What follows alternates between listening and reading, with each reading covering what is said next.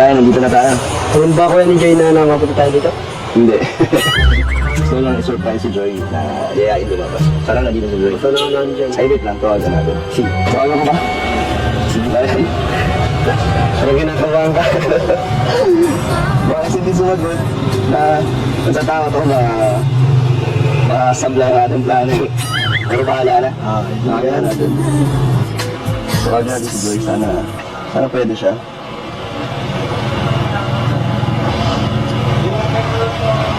Ito na. Hello, Joy.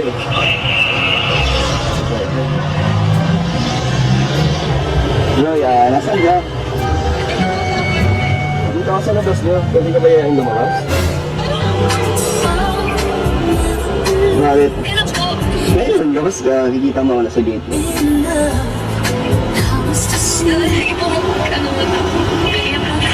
Okay, sige. Antayin kita dito. Sige.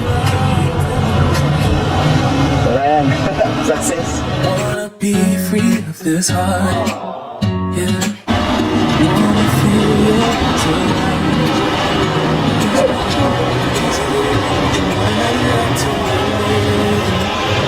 Let's forget it.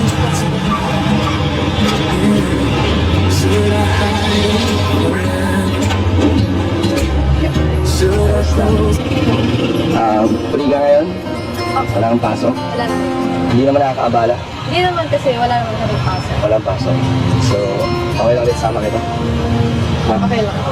Nakakabigla lang kung hindi ka in-expect na palabas mag-aayak.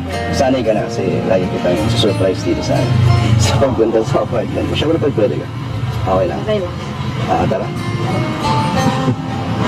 Pasakay ka dito. Thank you.